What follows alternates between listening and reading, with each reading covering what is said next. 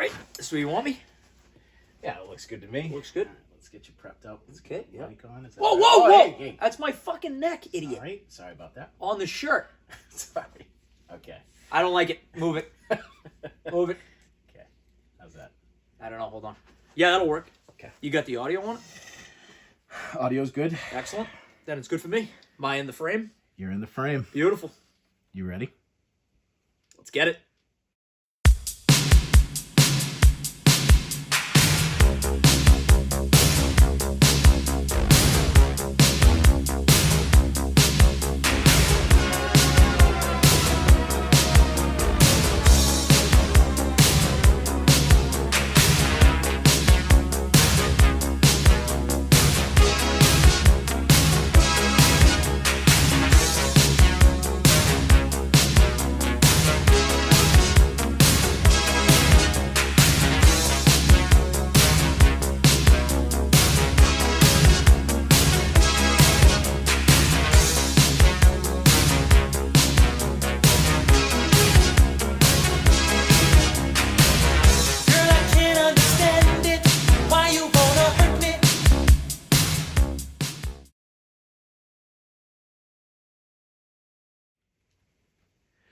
All right, Tom. So it's 2005. Where's the Gavinteed League at this stage? I mean, Gavinteed's not a thing yet, right? Like Gavinteed doesn't exist yet. What does exist is fantasy leagues start popping up, right? It starts to become a thing. I'm in a couple. I'm in one, right? I like it. Of course, me being me, right? I don't like it enough to have it be the only one. I like it enough to say I want my own, right? I want to do this. This guy sucks. I want to do it my way. So, yeah, look, you guys were all most of this group that we have in this league was like 5-6 years younger than me. So I was 20, 21 years old. Ty was asking me to buy him beers, right? Like, fuck off, you know? Bottom line is, I knew that I wanted you guys to be involved, right? Because I wanted to run my own league, which meant I needed people that I could, for lack of a better term, manipulate to do it the way I wanted to do it until they liked it, right? I knew they'd like it, but they had to be on board. So, yeah, look, the Gavinteed didn't exist. It was plain and simple. I wanted to run a league, and I wanted to do things a little differently. The league I knew of and the leagues that I had heard of were all the same. It was you bring your sheet of paper, you bring your rankings, you cross names off. Somebody puts them in the computer. You didn't even have a group chat at this point. This was like draft your team, and then all the conversations done through Yahoo chat, right? It was awful. It wasn't awful. It was good enough that I wanted to do, but it was boring, right? The actual day of the draft was all that mattered, right? That was the fun. The rest of the season was like, you know, you're picking up random guys, you're trying to work trades, but like there is no side conversations. There is no manipulating a Grady cat, right? Like none of that existed because everything was done through the chat in Yahoo, right? It sucked. And I wanted to change that. You know, I certainly wasn't going the online approach yet. Plus, I wanted us to get together. So yeah, in person was definitely the strategy all along. That's what I wanted to do. So where were we going to do it? We were going to do it at 6 Holly, right? So, my mom's house, 6 Holly Road, 9x9 living room, pretty tight quarters. But we were gonna do this thing there, right? So, you know, we'd order Holbrook House, fucking $300 worth of Holbrook House and get delivered, right? It's not like anyone was going to get it. Delivery guy shows up, you know, $300 worth of Holbrook House. You tip him $1.85. You know, you have subs, fries, sides, mott sticks, you name it, it showed up. The 5,000 BTU AC cranking in one small window in the back. The AC's cranking, max AC on high. It doesn't help any. There's 10 of us in a goddamn room the size of a bathroom, right? People are sitting on the stairs. We had to bring dining room chairs out. I mean, there was probably only 6 seats in the building, right? So, fucking 3 seats. You got 3 steps. You got 1, 2, 3. You're all cross-legged next to each other. I mean, it was tight quarters, man, right? It wasn't ideal, but we were going to do it. We were going to pull it off, and that's how we were going to make it happen, you know? All right, so we're in this 9x9 living room with every brand of booze you can think of. Very true. Every single stench you can think of from Holbrook House, right? Like chicken teriyaki toasted with American cheese. Not to mention the shitter was, oh, right at the top of the stairs. About 9 feet from everybody, right? And everybody took their turn. Yeah. But that fucking smell floated right down the stairs to the living room. And then the max AC blew it right into the room. It was unreal. Unreal. $6. It wasn't very pleasant. Wanted a fucking draft board, right? Remember the NFL draft? I mean, it's still like this, but the NFL draft, right? Yep. The guy got drafted. He holds his jersey. In my mind, typical of now, and only you can appreciate this as much as anybody at this point, right? Yep. I start here and have to land here, right? At this point, I'm thinking, oh, every time we make a pick, we're going to have this fucking guy's jersey. We're going to hold it up. That's my draft pick. As if I'm going to buy 350 fucking jerseys for the draft, right? But at the end of the day, I knew I wanted a draft board. Draft boards now are common ground. This was not a thing, right? You couldn't buy the Amazon kit. You couldn't go on Amazon, buy a kit for $50 and have it show up 2 days later. It's not, it didn't exist yet. Actually, there was a commercial back in the day. Where a guy, was in his fantasy league because they were trying to push fantasy, and he drafted a guy. He was like TJ Houshimazode, right? Biggest pick of the draft. 5th pick, 6th round. TJ Houshimazode. Yes, lock it up. Who? What?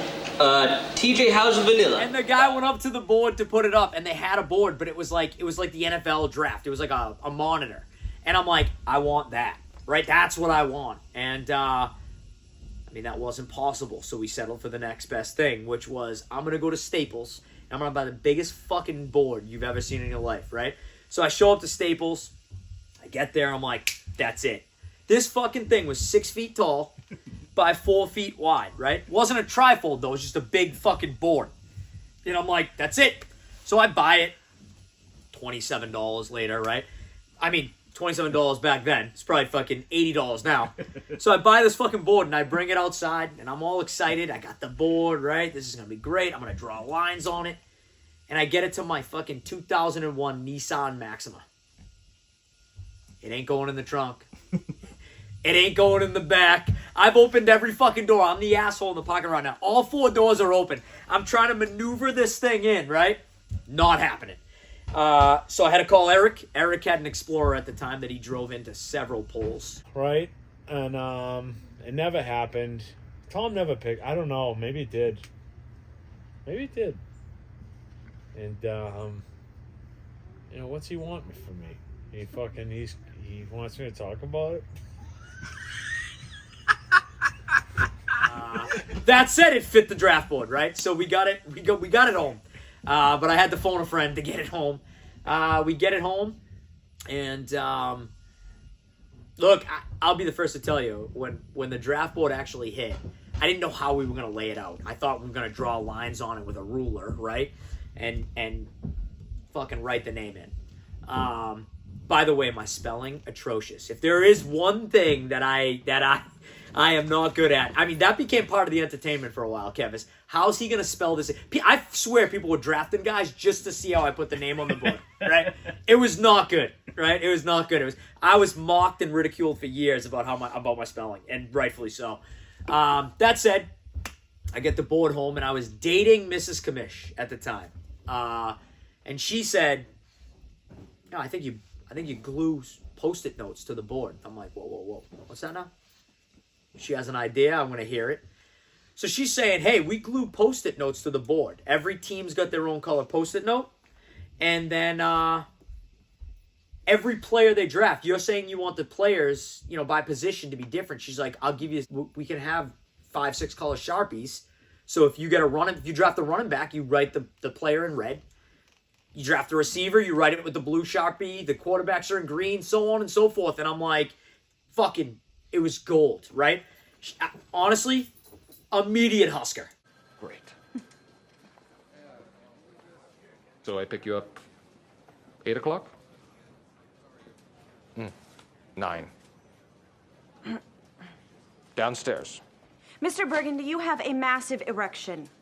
Really? Right? I mean, immediate. ring. Honestly, Kev, I'll tell you this. It was the day I knew I wanted to marry Miss Kamish. This was it.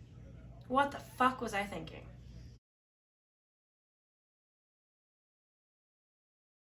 So we had these fucking Friday nights. Friday nights were wild at Six Ollie. If you don't know, you weren't anywhere near the Grove at the time, right? Everybody knows Six Ollie. When you know, if you know, you know. I hate that line, but it's true. I fucking hated Friday nights. All these guys come over my goddamn house. They sit their ass down. They're drinking and screaming and arguing about shit till 2 in the morning. I get up in the morning and my house is a goddamn mess. Cans everywhere on the floor. Nobody picked up frickin' anything in the whole house. I fucking hate Friday nights. The only thing I liked about the Friday night was D'Souza.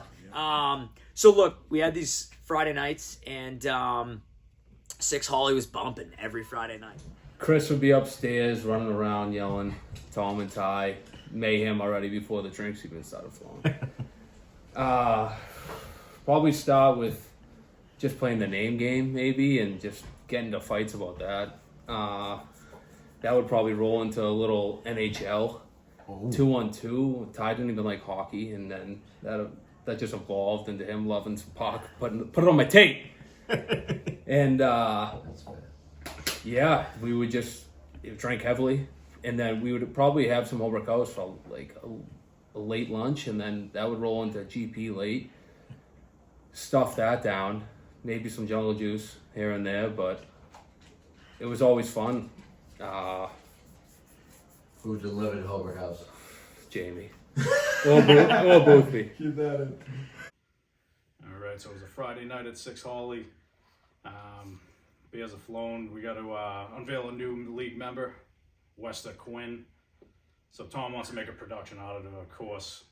So he goes, grabs my mother's podium, tells Penty to get in the fucking corner, grabs my top hat from Dumb and Dumber prom upstairs, and gets the production going, makes a splash like always, and the rest was history.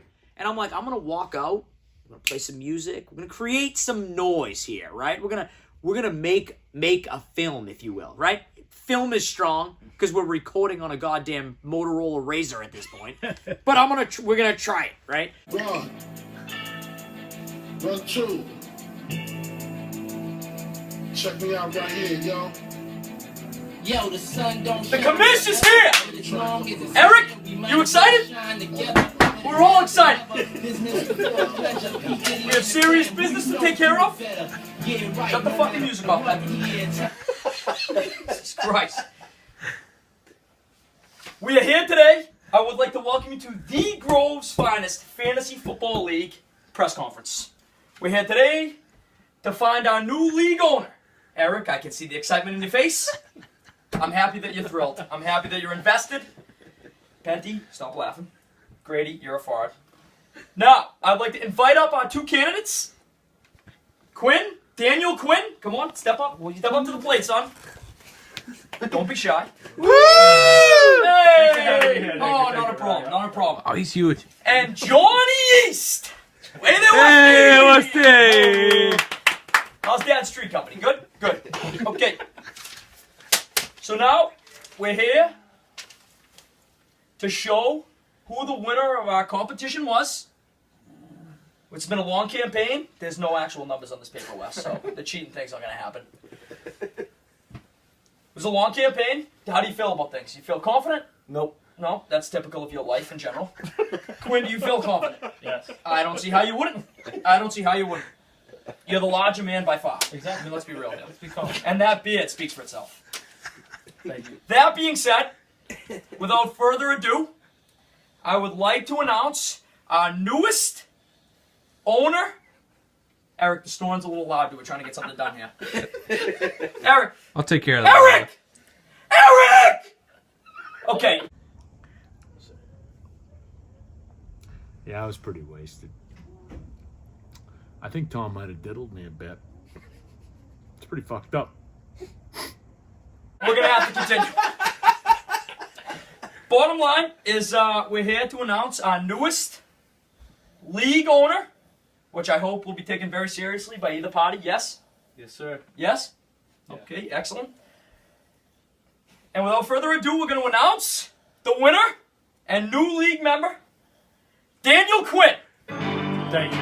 Thank you. Oh, what do you have to say, Dan? Congratulations. Congratulations. It's good to have you in the league. I hope you take it seriously. Would you like to get into your Yeah, I'd like to give a little speech here. Hey, cut the music, Penty. I'd like to say that this trophy here is going to look great. Hey, hey, don't touch it. And You an Avon didn't win the residence. fucking trophy, you don't touch it. It'd be nice that you finally let an Avon guy in here to continue their winning ways, and that's how it's going to go. Fuck you all, I'm ready to Off the stage. Yeah. Next. That's about it. I'm excited about our new owner. I think He's fat. the future looks promising. He is slightly overweight, as I've expressed in previous text messages. So, you know, when Colleen provides us with that free food, make sure you have an arm to protect it, as well to write your team down.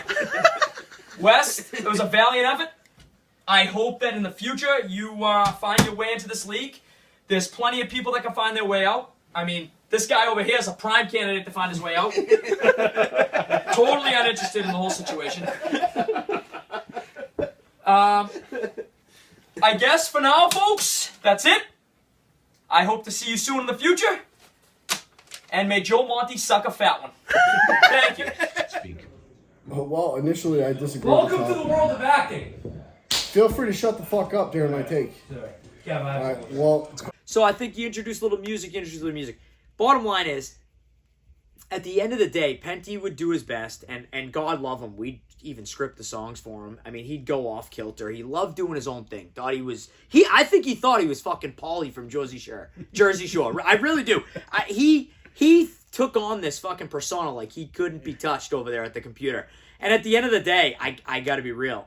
He would play some songs and I'd get angry, right? Like, I didn't want that song. I wanted you to cut it. I'd have to yell. Dude, you remember this? I'd be like, cut the fucking music. I fucking gave you the signal 3 times. Yeah, I don't get what his fucking problem was. I mean, he acted like I was on payroll or something, always fucking demanding shit out of me, and he's a fucking douchebag. It's like unbelievable.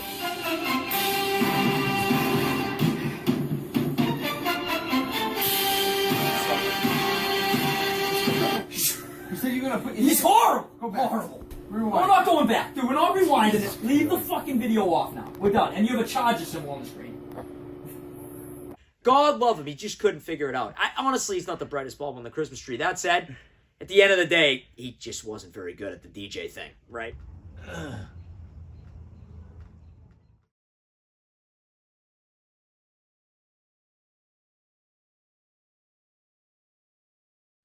All right, so we have our draft. You know, we have our unique draft board. Outside of that, I mean, what do you think made us different than any other league at that time? I mean, not a lot, right? At this point, nothing planned anyway, right? There was nothing I had that was going to be different outside of the draft board that I had like in my mind. This is it. This is what separates us. Again, outside the draft board. That said, we had a guy, right? I don't know that we didn't know we had a guy at the time. We had a guy who was fucking must-see TV, right? I mean, he was fucking wild. Pac O'Han, Mighty Moose, 2018 World Champion. Sean would, first thing, he's like 5'4" locos deep. He'd start reading over the teams. He'd be like, Monty sucks. Tommy Richards sucks. Every time he would predict me last place without fail. I don't think I ever saw Sean make the playoffs. Not once. That guy, torn ACL this year. He's due to get hurt. Due to get hurt. What the fuck are you talking about? He wouldn't even pick the guys that were injury prone. It would just be a random dude. He's due for an injury. He's going to blow out his ACL week 3. That was a terrible first round draft pick. What? Right? Like, destroy and shred every team other than his own. Mind you, at the end of the day, his team was fucking awful. I don't think he ever finished in the top 7.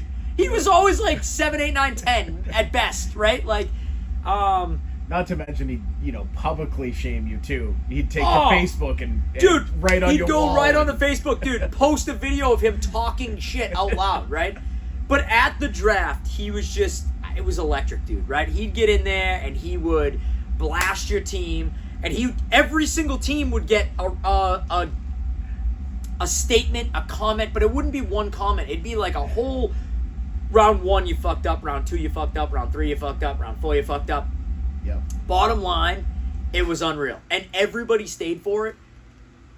And his name was Sean Gavin.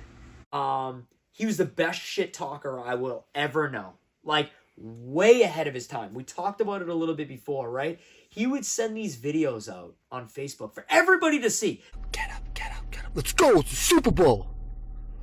Wake up, wake up, wake up, wake up. Come on, Brady. Get rid of the sniffles. Brady, they say that you are sinning. Just stop winning. Oh, Brady. No more interceptions. Just throw receptions. Oh, when I get that feeling, I want that Tom Brady healing. Tom Brady healing, baby. Throw the ball to Gronkowski. Tom Brady feeling it, something that's good for everybody. Let's go. It's time to see, Brady, if you are a sheep or a wolf. Woo! Woo! Let's go. No more messing around. And everybody else on the team, trying to win number 4. Don't screw it up. Like, when I say way ahead of his time, if Snapchat was a thing for Gav, he would be this league's best owner right now. Like, outrageously ahead of his time. The best shit talker I'll ever know. Outside of fantasy, still the best shit talker. Sports, in his own, like, he fucking hung his jersey on a fence in baseball and told the coach to go fuck himself. Like, he once, true story, he once rounded the bases and trucked a catcher, like you see on fucking TikToks, blew through this poor prick that was trying to catch the ball coming in, and when they called him out, he fucking lost his marbles on the ump and got kicked out of the game. He told the coach to go fuck himself and hung his jersey on the fence, walked through the woods back to Holbrook High. Like, he would in basketball games against other towns, take a shot towards the end of the game and yell for the crowd to hear, flip, flip, flip, let it go, and then say, game over. God love him. Sometimes it went, sometimes it didn't. His fucking Pierre jump shot, that was the ugliest thing on earth, but never missed. When I tell you ahead of his time, and like one of the biggest assholes I've ever met, one of the best dads in the world. Look, I could talk about this guy, one of my best friends, if not my best friend. I could talk about him for months. At the end of the day, he's a legend, period.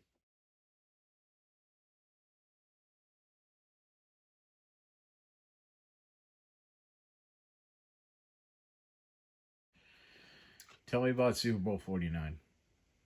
Super Bowl 49. Pats Seahawks.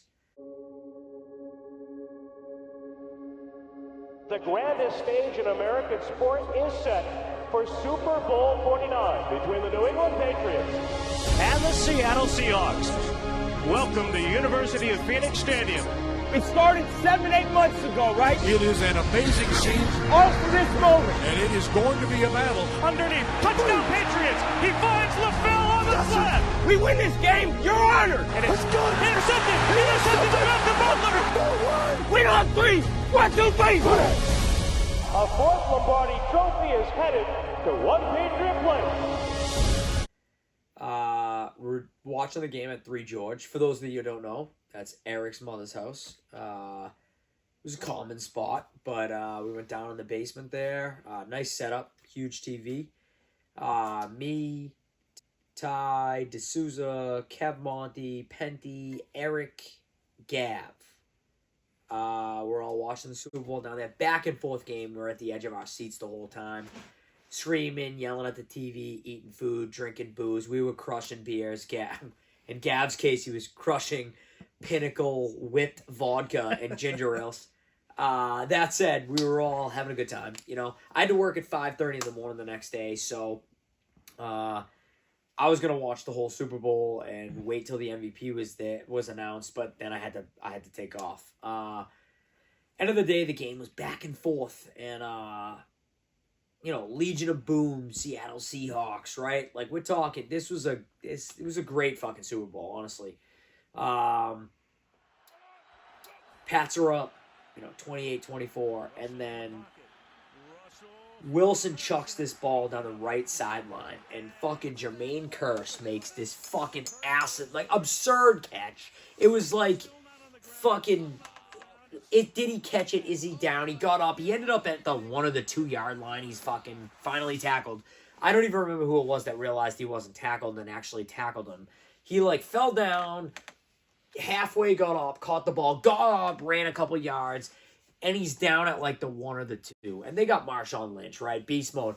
And I remember all of us deflated because this motherfucker's definitely running it in, right? How do you stop Marshawn Lynch from this point in the game? And they're on the goal line, and we're all semi-miserable, but not ready to throw in the white towel yet. And I mean, this is an iconic moment in fucking Super Bowl history, right? Ball is snapped, and I'm immediately thinking to hand it off. Russell Wilson fucking throws the ball, and boom! Malcolm Butler picks this fucking ball off. Clock at 5. Pass is intercepted at the goal line by Malcolm Butler. Unreal. Malcolm Butler, who almost made the phenomenal play that wound up in Kearse's arms. There are flags on the field for a celebration. Amazing. We go ape shit at 3 George.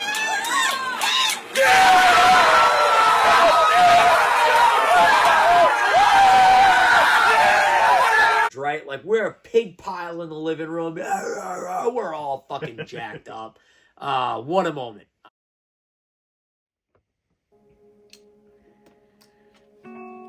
So I hate to even ask, but what happened next?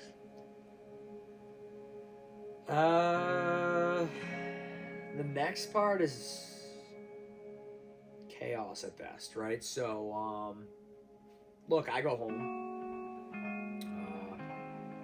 Again, drinking all night, so you lay your head on the pillow, out cold, right? We all know how that works. 2 a.m. my phone rings, right? Now you gotta remember, I have kids and a wife, and so you grab the phone as quickly as you can, not because it's an emergency, because you want it to stop ringing. And I just hit answer immediately to stop it from ringing. And it was a number that I didn't have on the phone. Probably didn't know it at the time, but I said hello pretty softly. Again, I was asleep. I was drunk. I was next to somebody sleeping, right? Kids were sleeping in the next room. So, and I remember hearing a voice semi-frantically yelling, Sean had an accident. And immediately you jump to a car accident. Now, mind you, Sean had car accidents before, right? He had flipped his Corolla in the center of Holbrook, God love him, and fucking got out and started walking home like nothing happened to the car, right? Just legit flipped his car on its roof, fucking crawled out the fucking window that was open and started walking until the cops were like, hey, dude, that's your car, right? So, I'll be honest with you, Gav was a terrible driver. Sober, terrible driver. Drunk, worse, right? So, I immediately jumped to that until she kind of continues to tell me what had happened, and she says that he fell down some stairs at home when he got home drunk, and I'm like, honestly, at that point, I'm relieved inside, right? Not a car accident. He fell down some steps in the house, inside the house. So I'm like, oh, I can't wait to shit on this fucking guy when I talk to him. What's the worst that could happen? He broke a wrist, broke an arm, right? Broke a rib, broke a leg. Well, that's not good. It's still fucking shit on you worthy. So I'm thinking, I can't wait. This is fucking gold. This idiot fucking drunk as fuck fell down some steps in the house. And I quickly realized that it's more than falling down some steps and breaking a bone, right? So there's a lot going on. But she just keeps reiterating the same stuff. How much did he have to drink, and how did it and like, I'm not really understanding because he fell down some steps at home. But I'm doing the best I can to like carry on this conversation, and at the end, I kind of come to the realization. She says, "No, he bumped his head." And I'm like, "Oh, that sucks." Like right now I go from he fell down some steps and broke a rib to he fell down some steps and bumped his head. Like, again, I'm not overly concerned at this point. I'm kind of like, maybe he's got some stitches, right? Or I don't know. It's not that bad in my mind, and she's not indicating that it's that bad yet. So I'm like, okay, keep me posted kind of thing, right? Like, you don't want to tell her, you don't want to laugh at her or be like, oh, I can't wait to shit on him. That doesn't work. So you just kind of like, oh yeah, let me know how it works out. Like, I gotta get up at 5:30 in the morning. That's 3 hours from now anyway. So like, let me know what's going on. And it quickly takes a turn, right? And it's not an easy story to tell, I'll be honest. There are a few phone calls I remember in my life. This is one of them. But at this point, I'm in contact with his family. Like, I know his family. It's my best friend. So I'm talking to his brothers and Gavin, and his mom that kind of all texted me. And a day later, I get a text. A day later, meaning Monday at 4 in the afternoon, that there's a lot of brain swelling from the fall, and that they're gonna cut a hole in his skull to relieve the pressure, and it's like a serious procedure or a semi-serious procedure. So I now know, all right, we're not shitting on the guy anymore. This is a fucking problem. That said, it still, for whatever reason, never seemed like it was earth-shattering. But I said to Gavin at that moment, like, I'm gonna leave work and I'm gonna come over. I'm gonna come to the hospital and like be around. And he's like, actually, there's like fucking 20 of us here, right? Gav's got a big family, and even all of us can't be around. So why don't you just wait till I call you back, and then you can come up when he's in recovery? And I'm like, that's cool. Just keep me posted. So at this point, I'm kind of like by my phone, and 13 minutes later, I'll never forget it. 13 minutes later, my phone rings. Look, 13 minutes. At this point, I'm frozen watching my phone ring because, like, I know that it's too soon for the procedure to be done. So your hope is that he's, like, dialing you by accident, or I don't know. Your mind goes crazy.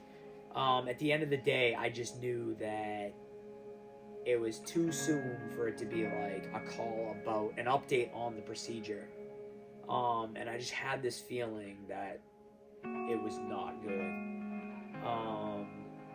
So I remember sitting in the chair, looking at my phone ringing, but not answering it. Just like staring at it, like frozen in time. I answered the phone, and I'm gonna be one of those pussies that cries on film right now in a documentary. So I answered the phone, and I can hear the voices.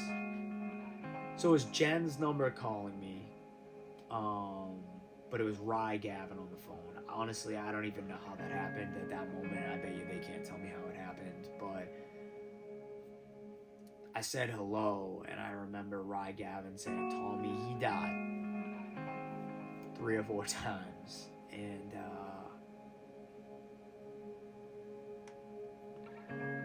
that sucked, right? Like, I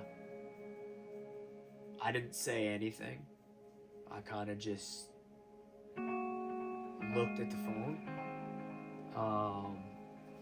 Casey was sitting across from me at the time.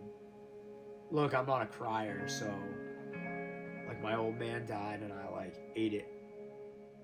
For those of you who were there will know, like, I ate it. So I tried to eat it. And I remember sitting there, and I was frozen then too. And I remember Casey saying to me, like, I don't even think I said anything. That phone call was done for me. And I remember Casey looking at me and saying, like,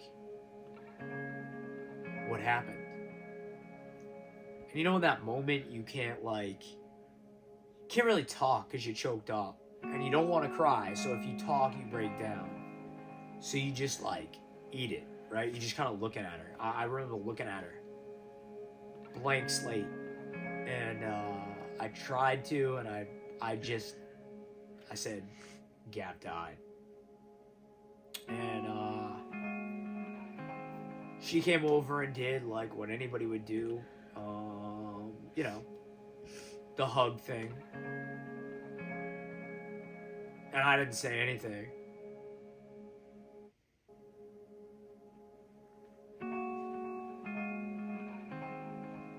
Wasn't much to say.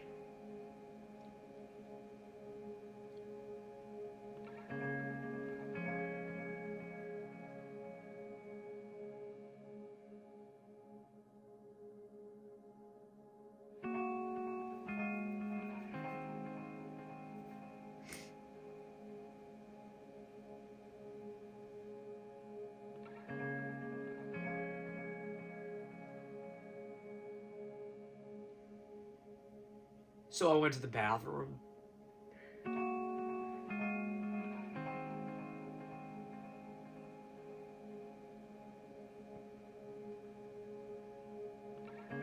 Had my moment.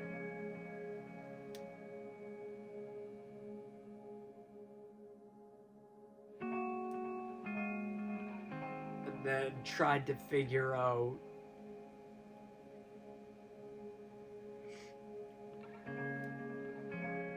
where to go from there, right?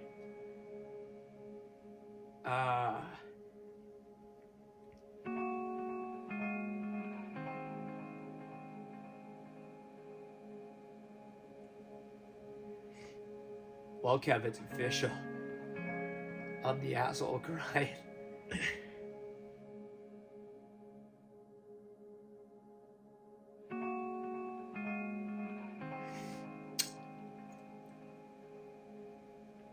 That said, I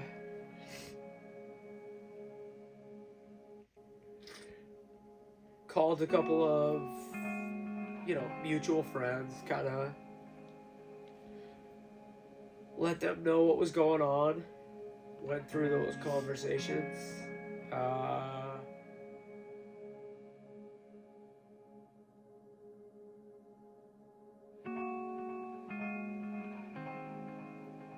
Honestly, the hardest part, outside of the fact that,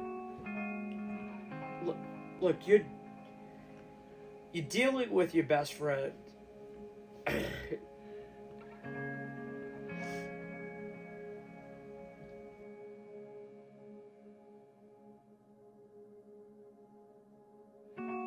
Being gone, right? So that's like its own thing. But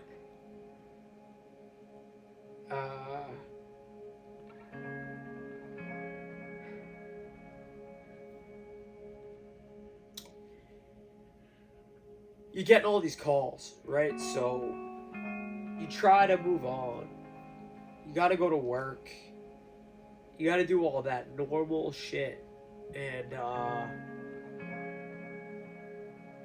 I went to work the next day. And the worst part was I'm getting calls from, like, everybody, right? Not friends and family and apologies, but, like, that was happening. But his fiance Jen's mom, dad rather, was calling. And look, you gotta understand where he was coming from. His daughter just lost her fiance and her daughter's father. So while I'm going through some shit, they're going through some shit. And I try to take it into account. And the motherfucker's calling me and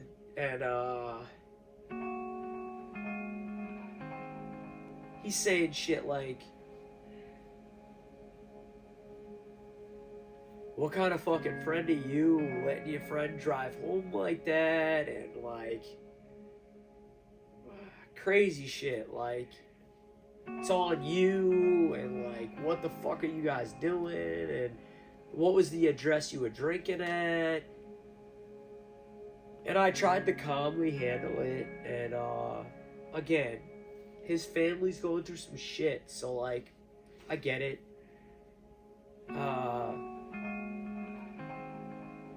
Then you start getting calls from the Bridgewater Police Department. Like, we got a call from so-and-so's father saying this happened. So, like, what the fuck? Where were you?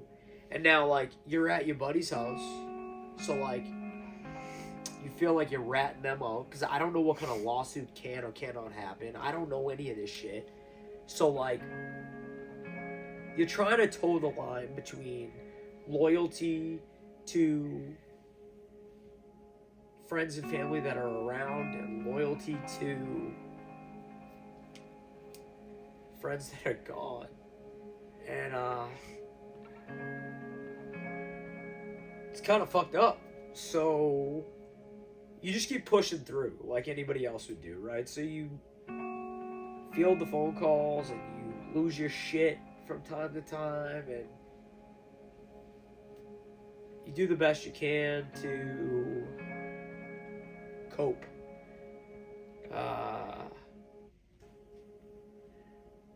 It was a tough day, dude. It was a tough day.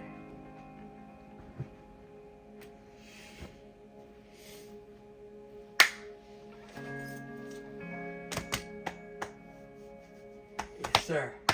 Tough day. Tough day.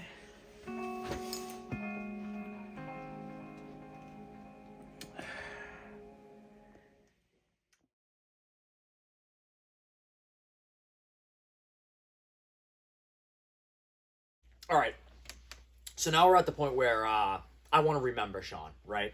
I want everyone to remember Sean. So how do you do that? How do you go about that? Some people do 5Ks. Some... Ready for that beer? Keep it up, Kevy. Keep it up, Kev.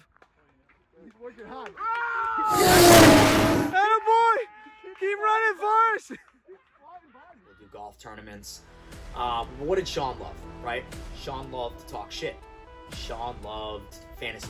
Sean loved football. Sean loved stats. He loved what this league is, right? So I was going to remember Sean here, right? And you can do simple little things, and that's where you got to start. Low-hanging fruit, right? So let's do simple little things to remember him. Let's change the league name. What do we change it to? Well, you'll appreciate this. I know you remember it.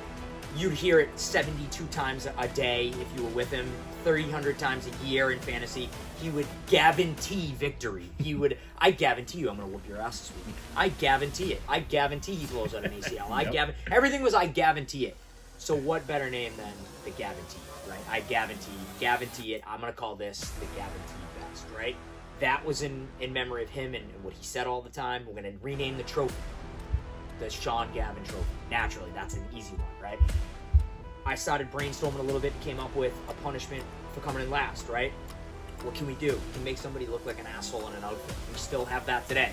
We do cardboard cutouts now, but, then it was just wear the outfit in front of everyone, look like an asshole for 3 hours, and everyone laughs at you, take some photos.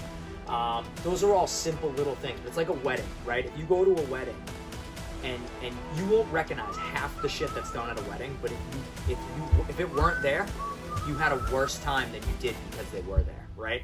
And all those little details are way more important than anybody thinks. So it's easy to do, it's right in front of you. Let's do that to start, and then we can start brainstorming. I've always been a big go big or go home guy, right? This is go big or go home. This is something you have to own. I was gonna own it, and we were gonna nail the details.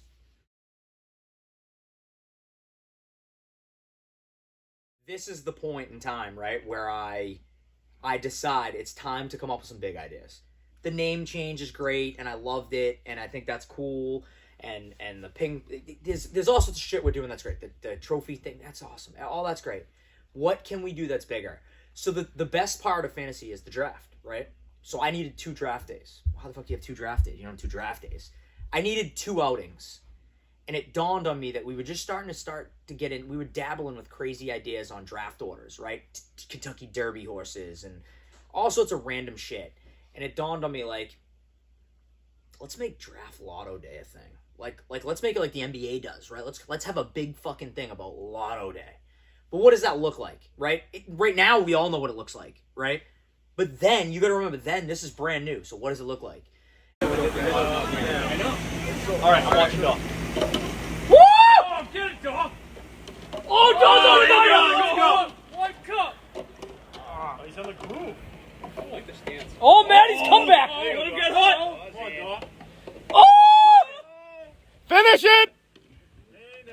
All right, what do you think? It's a landslide. Maddie takes it by a mile. Stop I can smell Dawes' fear from it. He wouldn't even come up on the deck. He said, "How do I do it, Tom? How do I?" Oh, my landslide. Tommy, what do you think? Tommy, what do you think? I think Maddie's gonna tap out. Grady, what do you think? Grady's eating. Grady's already eaten. All right. The last minute we go straight. I don't like dog. wieners. I don't like wieners. There it is.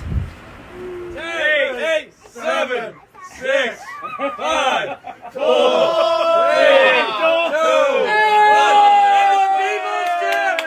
2, 1. Good show. And I started kicking some ideas around. I knew I wanted a fucking drum. I thought I was going to get a drum like fucking, a massive drum. Again, that's where I go, right?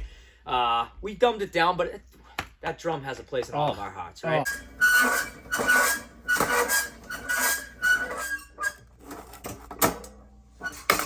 Right? So I wanted a drum. I wanted ping pong balls. I wanted to stick people's faces on ping pong balls. All that I knew, and that's all great. But what does Lotto Day consist of? I'm just gonna wheel that around, pull out a ping pong ball, and everyone's gonna show up for that? I need some fucking action, right? 2, 3, go! I'm gonna go with the end. What is this ball? Let's.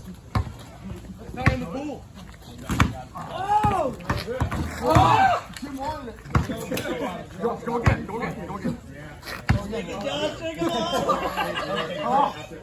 Yes! Here we go, quick. You got another one coming with you. I got it. Shoot! Jamie! Ah!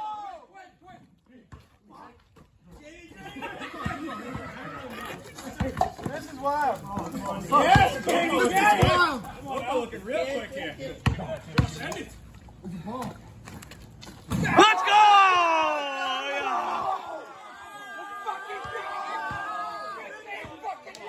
The mayhem!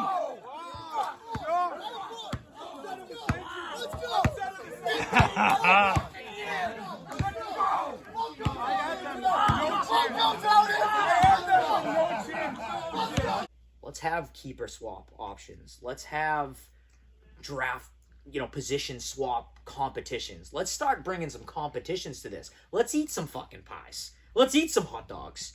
Let's have a Survivor fucking themed bash in Eric's grandmother's backyard, right? Let's fucking go hog wild here. Hot dogs! Hey, stop dipping butts in water. I just watched Lucas eat 2 hot dogs.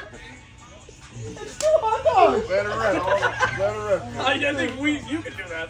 Lucas just ate 2 hot dogs. I watched him. Wait, you still want two? Grab me one, will you? Still want two. No, grab me one. 8 minutes. Hey. It's only 8 minutes. Dude, quick, Hey. take one from Grady.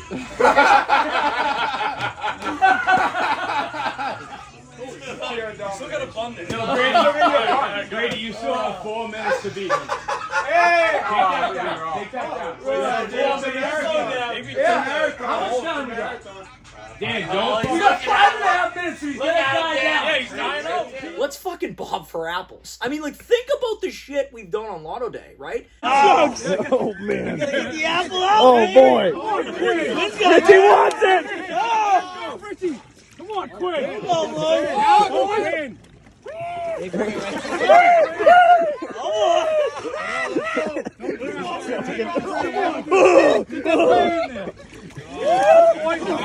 working. Keep working. Oh, we got the time. Quinn beats one.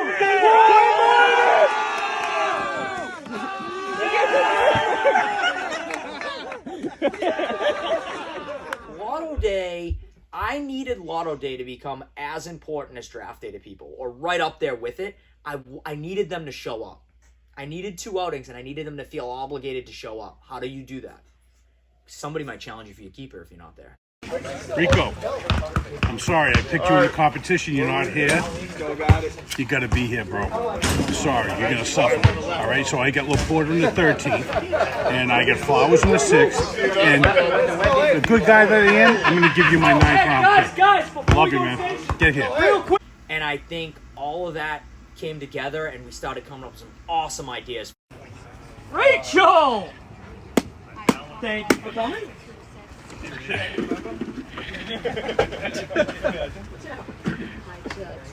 No, attorney, judge is calling. Hey, he's over here. Sorry. You can sit right here. We'll ask you a couple questions. We'll get you right on your way. We had to tell the whole truth and nothing but the truth, so help me God. Those have gone even further than I could ever imagine. That cherry pie thing was fucking wild, right? The fucking pies. 90 degrees July, some shithole in Avon.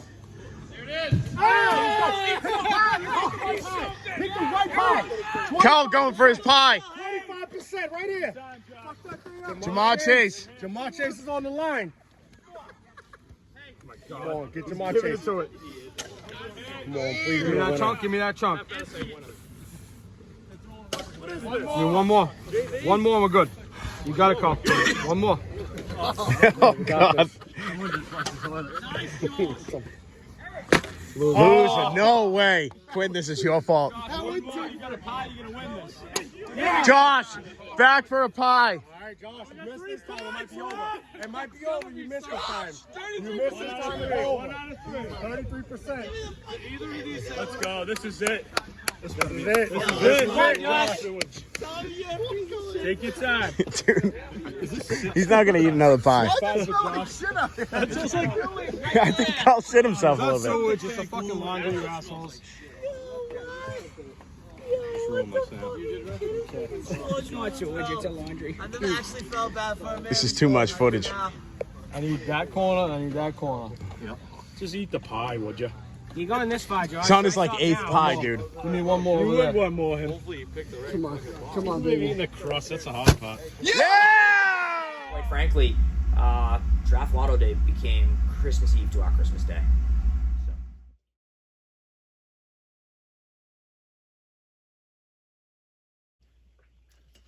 All right, so the Draft Lotto Day thing, big hit. People love it. Comps are crazy. People are having a good time. It's exactly what I wanted. Everyone's bought in, and they have to be, right? Because they know I'm remembering Gavin with this, so they can't even tell me they don't want to do it if they don't want to, which means I have people by the balls at this moment, right? Quite frankly, I'm in a good spot, right? But my second big idea hits me, right? I love the comps. I love the comps so much that I need more bodies. Right, I need more comps. I need more people. I can't. How many comps can you do with 12 fucking people? How many pies can I have eaten? How many hot dogs can we slam down our gullets? Right. I need a whole nother chunk of people to make this thing really explode. Let's do 2 12-man divisions, 24 total. Tom, as a commissioner, and as a commissioner only, he does his job. He does way more than what any other commissioner does in any other league, because there's no other league that has 24 members that are all engaged like we are. There's nobody can wrangle in 24 people like Tom does. What do you think of Tom as a person? That's it. Tom as a person? Yeah.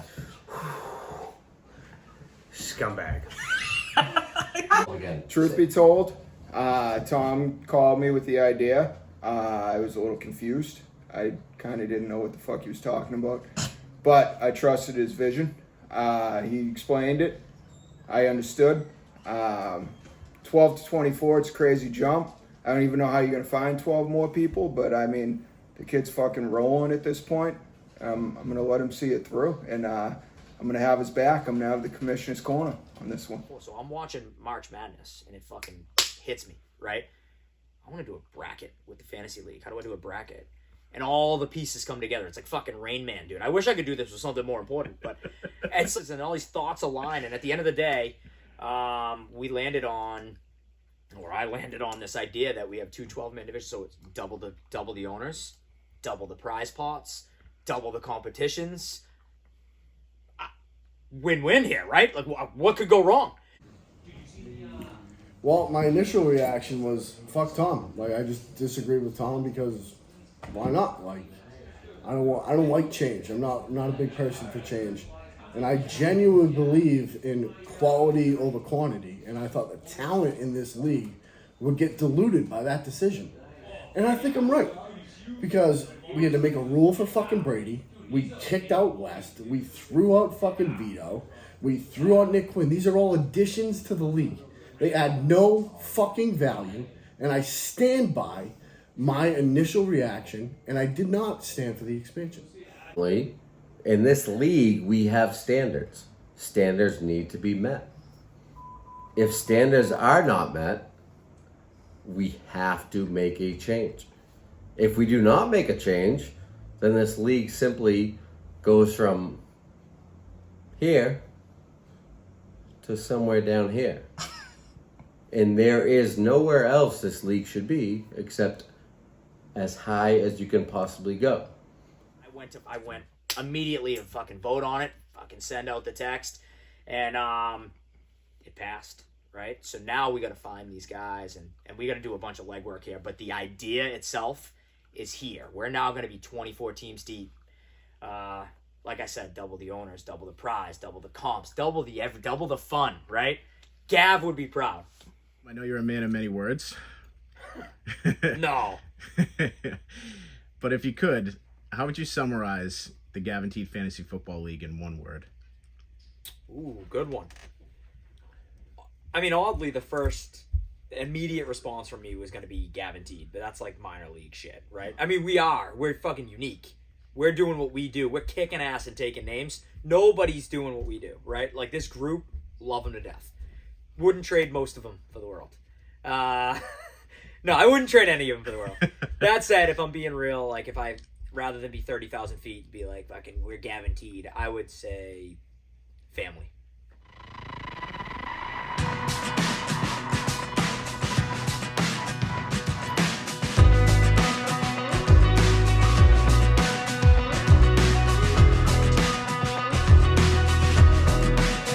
Slow down, life's too fast these days.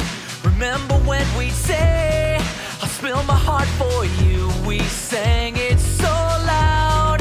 From growing up on Page to California haze, we slept until the sun went down again. When I had your back and you had mine, life's complicated. Can we turn back time? Standing on the rooftop screaming, swinging from the basement ceiling. And when I reminisce sometimes, it feels just like 2005. Running from the cops on the freeway. We don't give a fuck cause we won't change. I think about it all the time. It feels just like 2005. I can remember that one December where we broke down in the cold. We made it a long night, drinking till daylight. A million miles from home, throwing bottles at exit signs. No consequences, just endless time. Standing on the rooftop screaming, swinging from the basement ceiling. And when I reminisce sometimes, it feels just like 2005. Running from the cops on the freeway. We don't give a fuck cause we won't change. I think about it all the time. It feels just like 2005.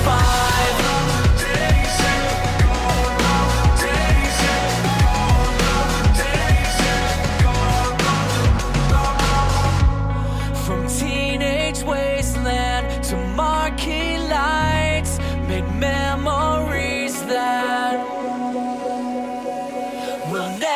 or die. Standing on the rooftop screaming, swinging from the basement ceiling.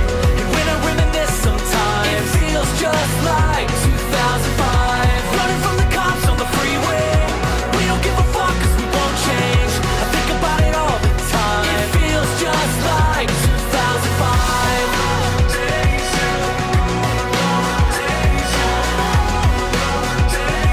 It feels just like 2005.